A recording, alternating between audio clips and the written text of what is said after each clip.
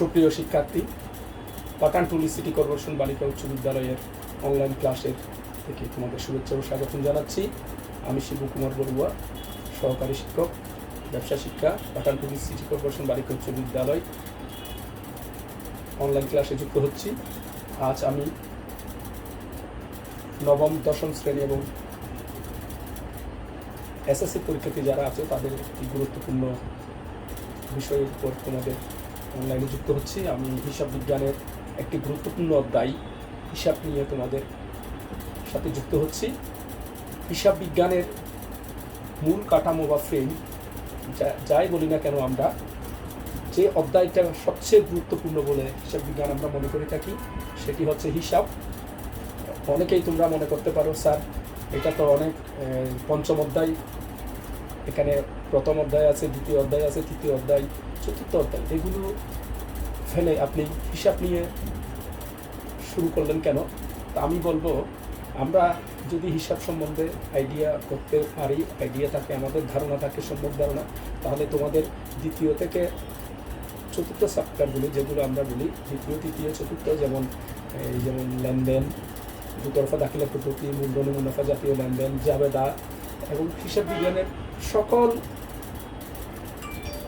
ধারণা তোমরা এই হিসাব থেকে পাবে। সেজন্য হিসাব চ্যাপ্টারটা অত্যন্ত গুরুত্বপূর্ণ। আমি তোমাদেরকে আজকে এটার উপর কিঞ্চিত ধারণা দেওয়ার চেষ্টা করব।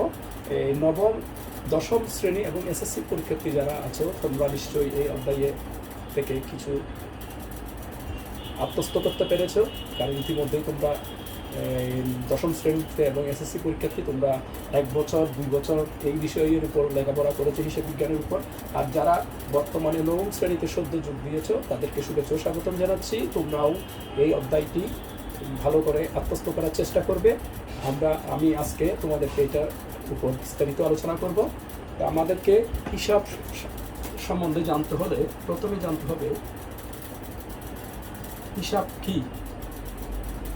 এই জিনিসটা আমাদেরকে জানতে হবে, কারণ এটার সংজ্ঞার মধ্যেই আমাদের সব মানে এই চ্যাপ্টারের সকল ধারণা এইটার সংজ্ঞার উপর আছে। তা আমরা সংজ্ঞাটা যদি লিখতে পারি, কোনো ব্যক্তি বা প্রতিষ্ঠানের সম্পদ, দায়, আয় ও ব্যয়কে শ্রেণী বিন্যাস করে সংক্ষিপ্ত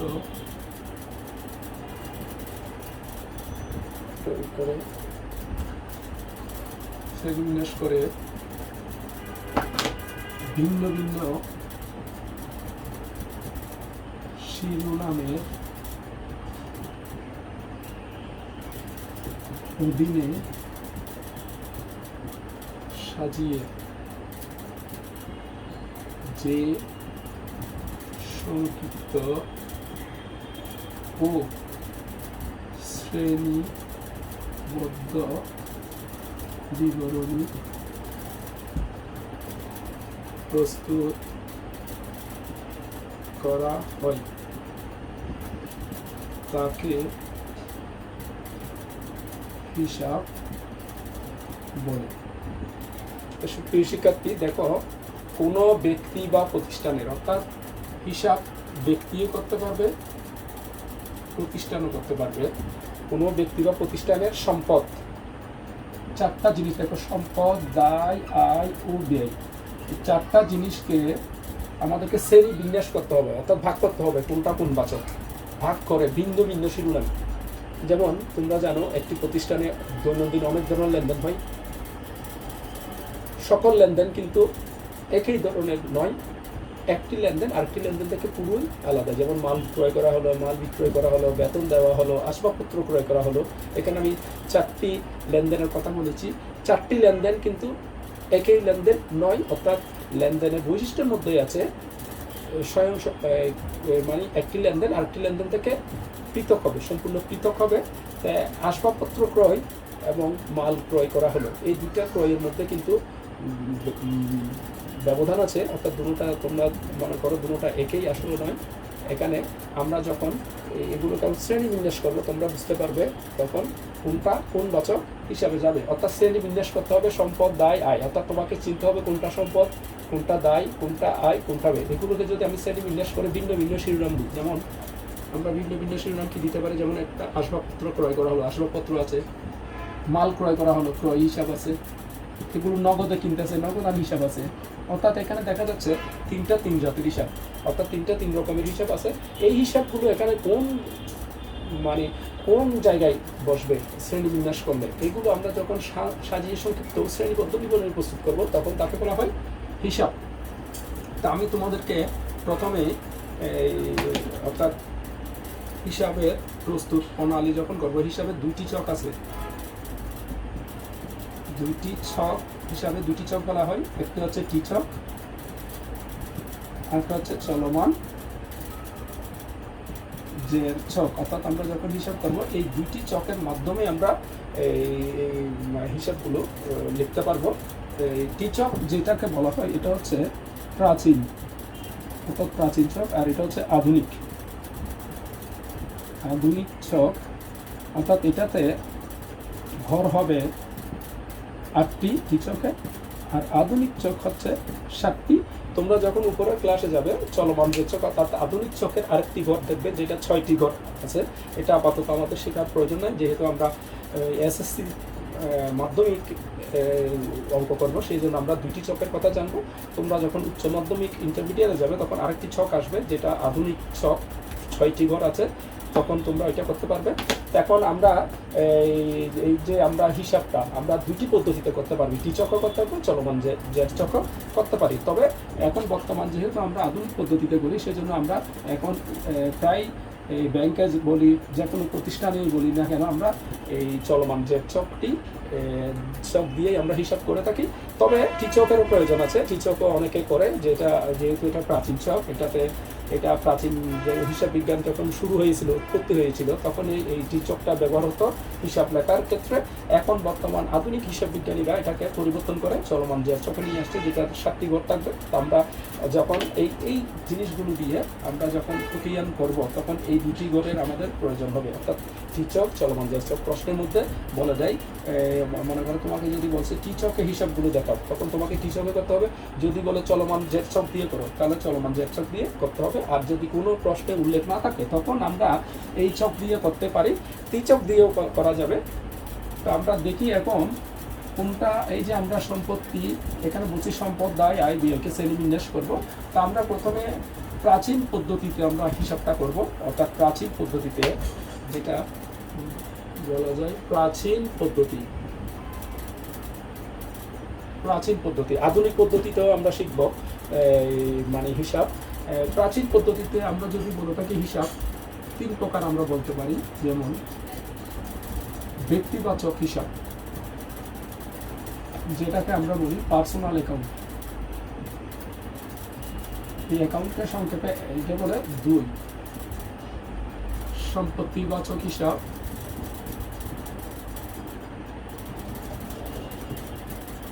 অ্যাসেটস অ্যাকাউন্ট।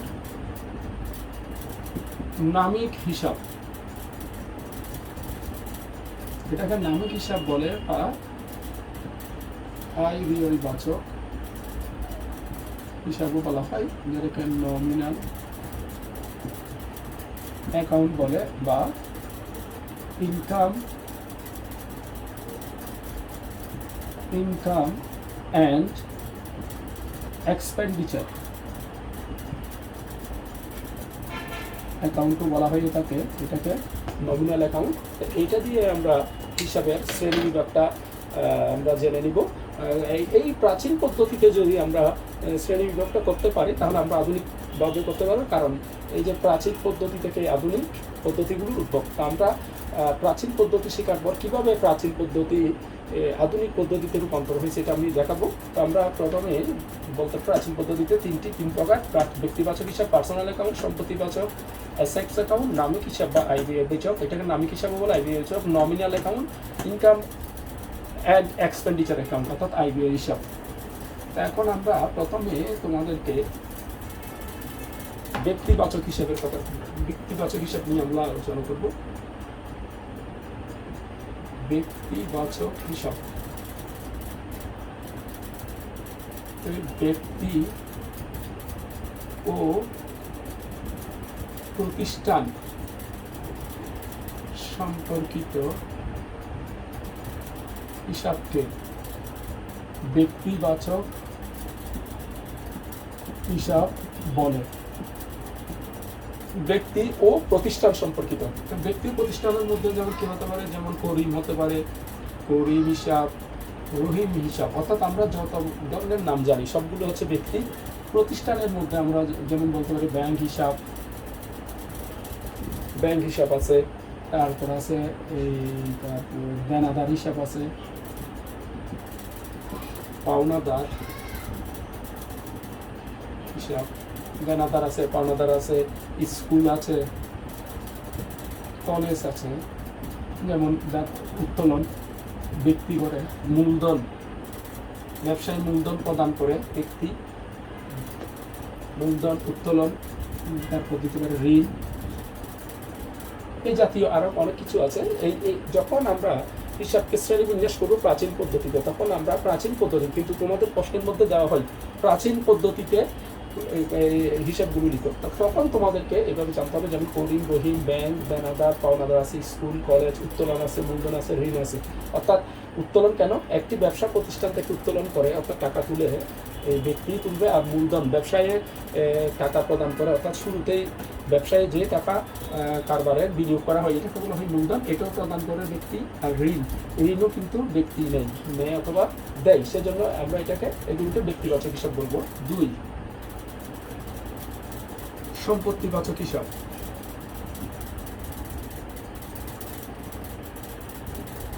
সম্পত্তি সম্পর্কিত হিসাবকে সম্পত্তিবাচক হিসাব বলে। অর্থাৎ সম্পত্তি সম্পর্কিত হিসাবকে সম্পত্তিবাচক বলে। এখন সম্পত্তি জিনিসগুলো কি, একটি ব্যবসা প্রতিষ্ঠানের সম্পত্তি কি, ব্যবসা প্রতিষ্ঠানের প্রধান সম্পদ হচ্ছে নগদ টাকা, অর্থাৎ যেটাকে আমরা বলি নগদান হিসাব। কারণ পৃথিবীর যে কোনো মানুষের যেখানে যাও তুমি জন্ম থেকে মৃত্যু পর্যন্ত যে সম্পত্তিটার দরকার সেটা হচ্ছে নগদ টাকা। নগদ টাকা যার কাছে আছে তার কাছে পৃথিবীর সব কিছু আছে, নগদ টাকা। অর্থাৎ যার কাছে টাকা নাই তার কাছে কোনো সম্পত্তিই নেই, সেই জন্য নগদ টাকা হচ্ছে পৃথিবীর 1 নম্বর সম্পদ। যেমন তারপর 2, ব্যাংক জমা। ব্যাংকে অনেকে বলতে পারেন স্যার ব্যাংক তো ব্যক্তিবাচক, এটা ব্যাংক হিসাব, এটা ব্যাংক একটা প্রতিষ্ঠান, কিন্তু এটা হচ্ছে ব্যাংক জমা, ব্যাংকে টাকা জমা রাখছি আমি, টাকা ব্যাংক জমা। 2, আসবাবপত্র, এটা সম্পদ, ফার্নিচার, আসবাবপত্র আছে, যেমন যন্ত্রপাতি আছে, যন্ত্রপাতির অপর নাম হচ্ছে কলকবজা। তারপর আছে দালান কোঠা, ভূমি, এগুলো সম্পদ। তারপর আছে ইজারা সম্পদ। এখন অনেকে বলতে পারে ইজারা সম্পত্তিটা কি। ইজারা সম্পত্তি হচ্ছে কোনো সম্পত্তি কয়েক বছরের জন্য ভাড়া নিলে, কিন্তু সম্পত্তিটি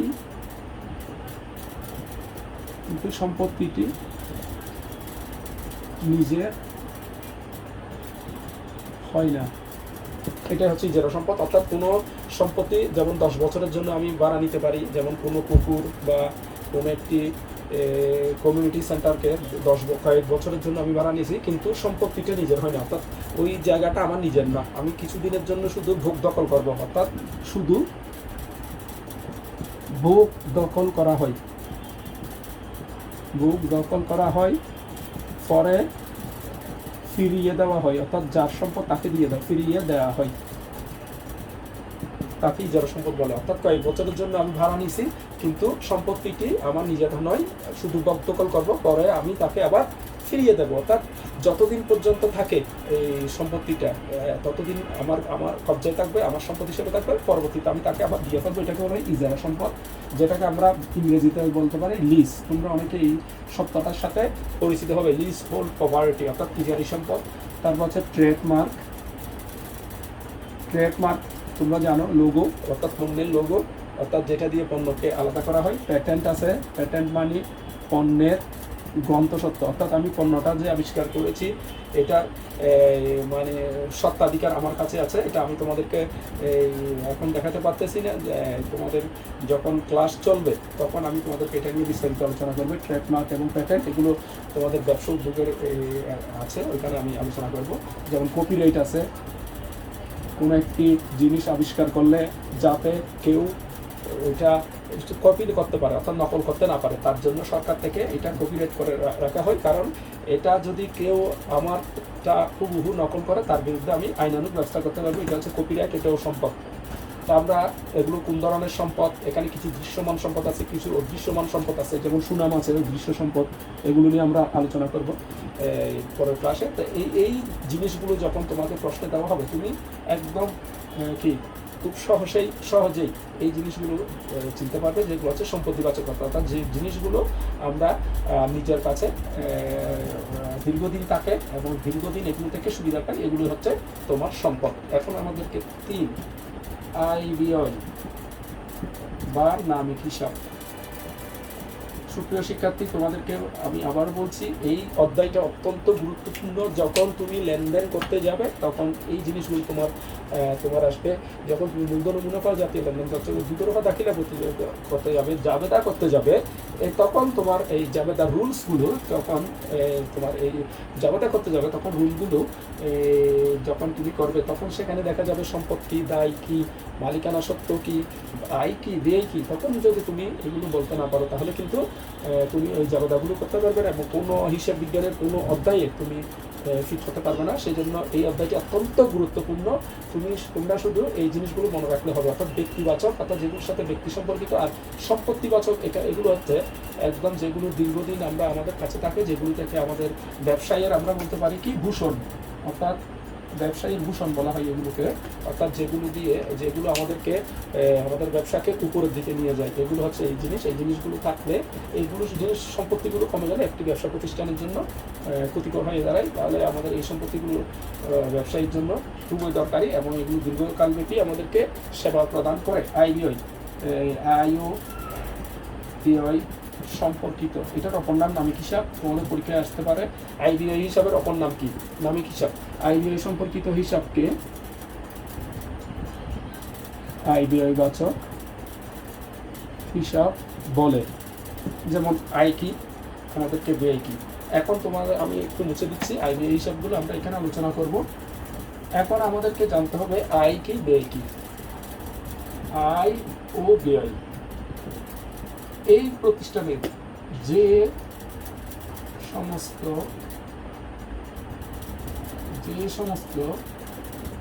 হিসাবগুলো ব্যবসায়ে প্রতিনিয়ত হয় স্বল্পকালীন, অর্থাৎ এগুলো হচ্ছে নিয়মিত হবে একটি ব্যবসা প্রতিষ্ঠানে রেগুলার হয়, যেগুলো ছাড়া ব্যবসা প্রতিষ্ঠান চলে না, অর্থাৎ চলে না। এগুলো একটি প্রতিষ্ঠানে এগুলো বছরে অনেকবার হবে, অর্থাৎ অনেকবার হয়, ঘন ঘন হবে। এগুলো ছাড়া ব্যবসা চলে না। যেমন আমরা বলতে পারি বিক্রয়, আমরা প্রত্যেকদিন বিক্রয় করি, যেমন আয়ের মধ্যে আছে বিক্রয়। ব্যয়, যেমন বিক্রয় করলে আয় হয়, ক্রয় করলে ব্যয় হয়। ক্রয় করছি, বেতন দিছি, ভাড়া, পরিবহন, বীমা, বিজ্ঞাপন, শুল্ক, মজুরি, আরও অনেক আছে যেগুলো, অর্থাৎ একটি প্রতিষ্ঠান যেমন আমরা রেগুলার ক্রয় করি, প্রতি মাসে বেতন দিতে হয়, প্রতি মাসে ভাড়া দিতে হয়, প্রত্যেক দিন পরিবহন অর্থাৎ পরিবহন গাড়ি ভাড়া দিতে হয়, বীমা দিতে হয়, প্রতি মাসে বিজ্ঞাপন রেগুলার দিতে হয়, শুল্ক তোমার বিদেশ থেকে যখন আমরা পণ্য আনবো তখন আমাদেরকে দিতে হয়, মজুরি দিতে হয়, কর দিতে হয়, এগুলো ঘন ঘন হয়। আর এদিকেও যেমন বিক্রয়, আমরা একটা ব্যবসা প্রতিষ্ঠান ঘন ঘন বিক্রয় করবে, একটি প্রতিষ্ঠানের দৈনন্দিন অনেক ব্যয় হয়, প্রত্যেক দিন বিক্রয় হয়। বিক্রয় যেমন আছে, গোবারা আছে, ভাড়া পেতে পারি, ঋণ, বিনিয়োগের সুদ, বিনিয়োগ করলে সুদ হয়, সঞ্চয়পত্রের সুদ হয়। যেমন এগুলো যদি সুদ হয়, আমাকে ঋণ যদি নিই, ঋণের সুদ দিতে হয়, বছরে 12 বার দিতে হয়, প্রতি মাসে মাসে সুদ দিতে হয় আমাকে। সঞ্চয়পত্রের সুদ আমরা পাই, এগুলো আয়। যেমন শিক্ষানবিশ সালামি, এগুলো আয়। শিক্ষানবিশ সালামি যদি আয় হয়, শিক্ষানবিশ ভাতা ব্যয়, এরকম আমরা অনেক কিছু পাবো, যেগুলো একটি ব্যবসা প্রতিষ্ঠানে ঘন ঘন, এবং একটি প্রতিষ্ঠানে এই আয় ব্যয় হিসাব, অর্থাৎ নামিক হিসাব বা আয় ব্যয় হিসাবগুলোই হচ্ছে সবচেয়ে বেশিবার হয়।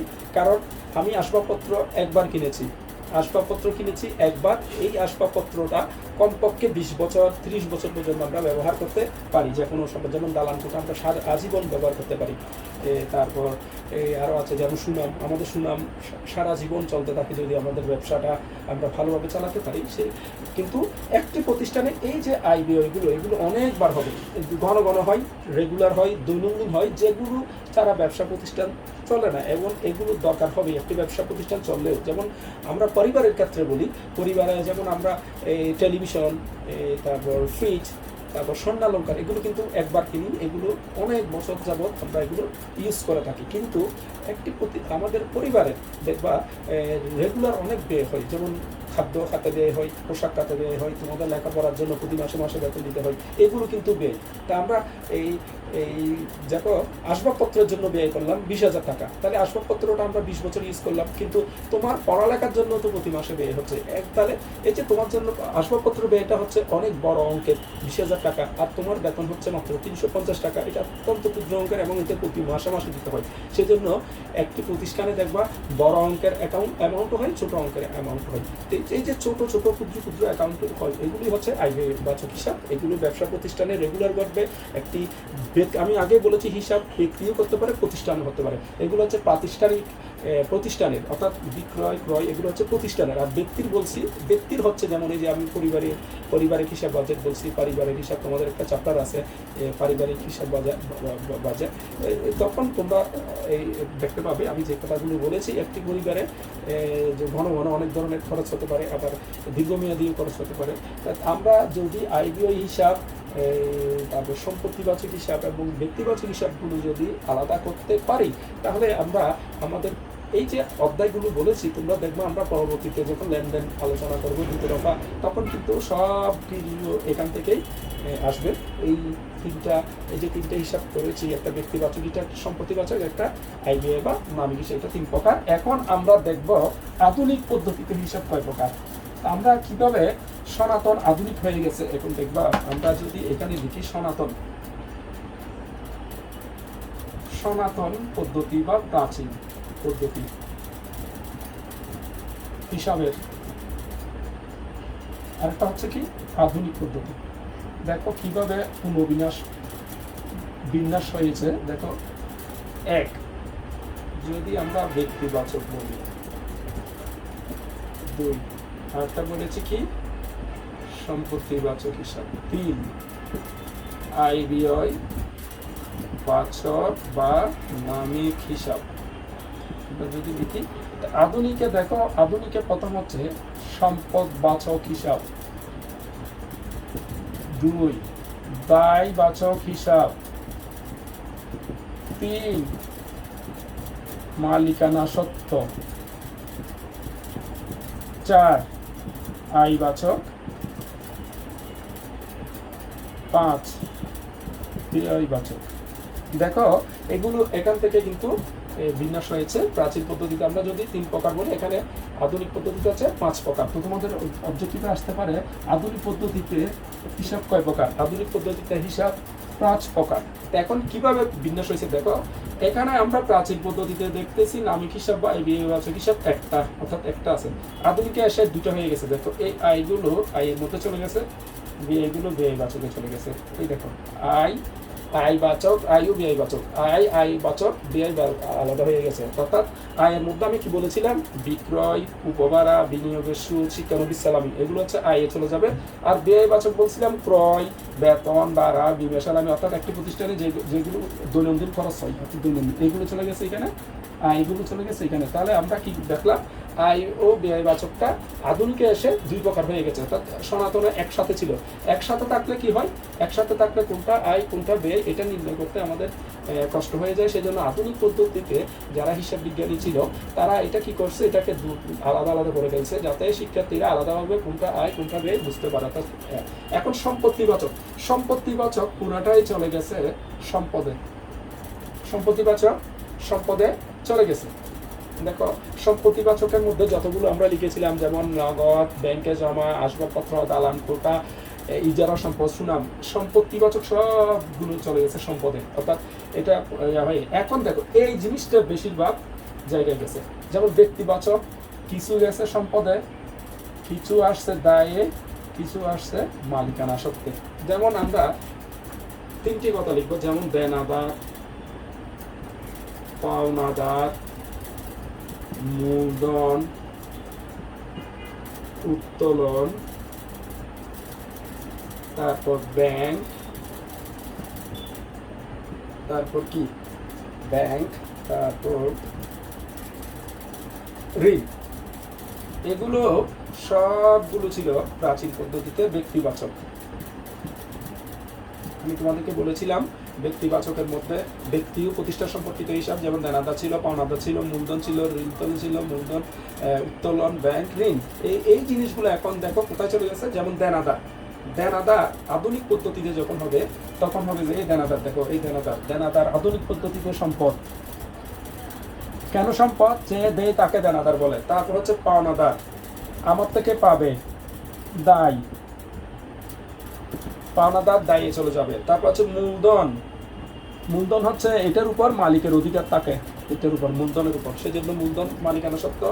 উত্তোলন, উত্তোলন এখানে চলে আসছে মালিকানা সত্ত্ব, কারণ মূলধন থেকে মালিকানা সত্ত্ব হচ্ছে সম্পত্তির উপর মালিকের অধিকার থাকলে এটাকে বলা হয় মালিকানা সত্ত্ব। আমরা এটা বিস্তারিত আলোচনা করবো মালিকানা সত্ত্ব জিনিসটা কি। এখান থেকে দেখো এগুলো সবগুলো ছিল ব্যক্তিবাচক। এক দেনাদার চলে গেছে সম্পদে, পাওনাদার চলে গেছে দায়ে, মূলধন চলে গেছে মালিকানা সত্ত্ব, উত্তোলন চলে গেছে এখানে। এরপর আছে ব্যাংক, ব্যাংক চলে যাবে সম্পদ, ব্যাংক আমার জন্য সম্পদ, কারণ ব্যাংকে আমরা টাকা জমা রাখি। কারণ যদি বলে স্যার ব্যাংকে টাকা জমা রাখলাম, এগুলো তো চলে গেল, এগুলো চলে যায় না। ব্যাংকে আমরা টাকা জমা রাখলে এগুলো আবার কি পাই, ফেরত পাই। অর্থাৎ প্রতিটা টাকা আমি ফেরত পাবো। আমি 1 কোটি টাকা যদি আজকে ব্যাংকে জমা রাখি, এই 1 কোটি টাকায় আমার জন্য সম্পদ, এই 1 কোটি টাকা আমি আবার ব্যাংক থেকে নিয়ে ফেলতে পারবো। এগুলো ব্যাংকের টাকা নয়, এগুলো আমার টাকা। এরপর হচ্ছে ঋণ, ঋণটা হচ্ছে দায়, ঋণ হচ্ছে দায়। এখন ঋণের প্রকারভেদ আছে, ঋণ কিন্তু সম্পদও আছে, ঋণের মধ্যে সম্পদও আছে যদি প্রদত্ত ঋণ বলে। এগুলো আলোচনা করতে হবে, প্রথম দিন আমি এত ডিপে যাব না। তো দেখো শিক্ষার্থীরা, সনাতন পদ্ধতিতে যদি আমরা হিসাবগুলো আত্মস্থ করতে পারি, আধুনিক পদ্ধতিতে অবশ্যই পারবো। কারণ সনাতন পদ্ধতিতে থেকে আধুনিক পদ্ধতির মানে কি পরিমার্জিত হয়েছে, অর্থাৎ রূপান্তর বলতে পারি আমরা, রূপান্তর হয়েছে। অর্থাৎ আইডিয়া কিভাবে রূপান্তর হয়েছে, তারপর সম্পদ কিভাবে রূপান্তরিত হয়েছে, এগুলো আমরা এই প্রাচীন পদ্ধতিতে যদি জানতে পারি, আধুনিক পদ্ধতিতে অবশ্যই আমরা এগুলো লিখতে পারবো। অর্থাৎ তোমাদেরকে খেয়াল করতে হবে কোন জিনিসগুলো, যেমন আইবিআইতে কোনো রেজাল্ট নাই। আইবিআই আমরা প্রাচীন পদ্ধতি যেরকম, আধুনিকে একরকম, শুধু আলাদা করে ফেলাম। অর্থাৎ একসাথে ছিল, মধ্যে দিয়ে পার্টিশনটা তুলে যদি ফেলি আমরা, আইবিআই একসাথে ছিল, এখন তুলে ফেললাম, তাহলে আই চলে গেছে আয়ের জায়গায়, ব্যয় চলে গেছে ব্যয়ের জায়গায়। এরপর সম্পদ, সম্পত্তিবাচকগুলো সব সম্পদে চলে গেছে, যেমন আমরা সম্পদগুলো পড়েছিলাম ওইখানে। আর সবচেয়ে একটু গিয়ে হচ্ছে ব্যক্তিবাচকটা, অর্থাৎ ব্যক্তিবাচকগুলো বেশি রূপান্তর হয়েছে এখানে গিয়ে। ব্যক্তির কিছু গেছে সম্পদে, কিছু গেছে দায়ে, কিছু গেছে মালিকানা সত্ত্বে। তা আমরা নেক্সট ক্লাসে তোমাদেরকে এই অধ্যায়ের উপর আরেকটু করাবো, এগুলো দিয়ে কীভাবে জাবাদা করতে হয়, অর্থাৎ হিসাব থেকে কীভাবে জাবাদা করতে হয় আমরা এটা দেখিয়ে দেবো। এরপর আমরা লেনদেনে চলে আসবো। অনেকেই বলতে পারো 9-এর যারা আছে তারা বলতে পারে স্যার আপনি লেনদেন করালেন না কেন? কারণ লেনদেন করাইতে গেলে তোমার, যখন আমরা এ সমান, দেখো তোমাদেরকে এখানে একটা এ সমান L + E প্রমাণ করতে হয়।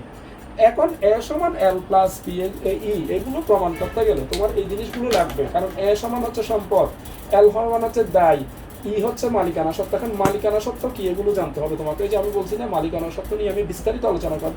আমি যখন তোমাদেরকে করাবো লেনদেন করাবো, তখন এ সমান এল প্লাস ই একের একটা প্রমাণ করতে হয়। এটা অর্থাৎ হিসাবের যেটাকে আমরা সমীকরণ বলে থাকি। এটা সমীকরণ দুই প্রকার, একটা আধুনিক সমীকরণ, একটা প্রাচীন সমীকরণ আছে, আধুনিক সমীকরণ। তো আমরা এখন এটা আধুনিক সমীকরণ দিয়ে করবো, কারণ প্রাচীন সমীকরণ এখন ব্যবহার করা হয় না। তো আধুনিক পদ্ধতিতে আমরা হিসাব সমীকরণ ব্যবহার করে যখন লেনদেনগুলোর সমতা পরীক্ষা করাবো, অর্থাৎ পাঠ পরীক্ষা করাবো, তখন তোমাকে এই জিনিসগুলো জানতে হবে। তখন তুমি যদি ছিল না এ মানে সম্পদ, সম্পদ বলতে এই জিনিসটা তোমাকে চিনতে হবে কি কি সম্পদ ছিল। সম্পদের মধ্যে আমি কি বলেছিলাম, সম্পত্তিবাচকের সব সম্পদ, প্রায় দেনাদার, ব্যাংক প্রদত্ত ঋণ, এগুলো সম্পদ। তারপর এল দায়, এই দায়টা তোমাদেরকে জানতে হবে, পাওনাদার, তারপর ঋণ আরও থাকতে পারে, আমরা প্রশ্নে এগুলো দেখবো। তা আমরা যদি এই হিসাবটা সম্বন্ধে আইডিয়া না থাকে, তাহলে কিন্তু লেনদেন চ্যাপ্টারটা আমার পড়ানো, আমি তোমাদেরকে পড়াতে পারবো না। সেই জন্য আমাদেরকে প্রথমেই জানতে হবে হিসাব বিজ্ঞানের, অনেকে বলে হিসাব বিজ্ঞান, এখানে দেখো বিজ্ঞানটা বাদ দাও, বিজ্ঞানটা যদি বাদ দিয়ে দিই তাকে কি হিসাব, তাহলে হিসাব না জানলে আমরা কিভাবে হিসাব বিজ্ঞান করতে পারবো, ওই চ্যাপ্টারে যেতে পারবো। অনেকে বলে দুতরফা দাখিলা পদ্ধতি, আমিও মানি দুতরফা দাখিলা পদ্ধতি হিসাব বিজ্ঞানের বা লেনদেনের ভিত্তি, লেনদেন ভিত্তি বলা হয়। তো আমরা দুতরফা দাখিলা পদ্ধতি আমরা পড়বো, হিসাব বিজ্ঞানের উৎপত্তি জানবো। নবম এই ক্লাসগুলো বিশেষ করে আমরা তৈরি করতেছি দশম শ্রেণী এবং পরীক্ষার্থীদের জন্য, নবম শ্রেণীদের জন্য দরকার। নবম শ্রেণীকে আমি বিস্তারিত আলোচনা করবো এগুলো ওই লেনদেন পড়ানোর সময়। হিসাব বিজ্ঞানের আবিষ্কারককে দুতরফা দাখিলা পদ্ধতি পড়ানোর সময় এই হিসাব বিজ্ঞানের উৎপত্তি কোথায় হয়েছিল, কখন হয়েছিল, এগুলো আমরা আলোচনা করবো। হিসাব বিজ্ঞানীকে উনি পেশা কী ছিল, এগুলো আমাদেরকে জানতে হবে। তা আমরা একদিন আলোচনা করবো এটা নিয়ে। তো শিক্ষার্থী, তোমরা আজকে আমি যে অধ্যায়টা আলোচনা করি হিসাব, এটা বইগুলো একটু দেখবে, এই জিনিসগুলো একটু মিলিয়ে নিবে। এই অধ্যায়টা যদি আমরা এই জিনিসগুলো জানতে পারি, তাহলে আমাদের হিসাব বিজ্ঞানের প্রত্যেকটা চ্যাপ্টার আমাদের জন্য সহজবোধ্য হয়ে যাবে। সবাইকে ধন্যবাদ। ভালো বাসায় থাকবে, নিরাপদে থাকবে এবং লেখাপড়া করবে। আর এসএসসি পরীক্ষার্থী যারা আছো, তোমাদেরকে একটু বলবো, তোমরা যদি আমার ক্লাসটা দেখে থাকো, তোমাদের আসলে বলার কিছুই নেই, তোমাদের জন্য দুর্ভাগ্য। তোমরা একটি বছর, প্রায় 1.5 বছর লেখাপড়া করতে পারো না। এটা করোনার কারণে, আসলে করোনার কারণে আমরা যদি বলে থাকি সব অর্থনীতিতে মানে একটি দেশ পিছিয়ে যাচ্ছে, অর্থনীতি বিপর্যয় হচ্ছে, কিন্তু আমি মনে করি অর্থনীতি চালাবে কে, একজন মানুষ। এই মানুষের শিক্ষা দীক্ষাই এটা অত্যন্ত কি বলবো, করোনা আমাদের উপর এফেক্ট করেছে, আমাদের শিক্ষা ব্যবস্থাকে পুরো টালমাটাল করে দিচ্ছে এবং বিপর্যয়ে করেছে। এবং স্টুডেন্টরা আসলে তোমাদের সাথে আমার পরিচয় হয় নাই, এখনো তোমাদেরকে দেখি নাই। আমরা পরবর্তী ক্লাসে এই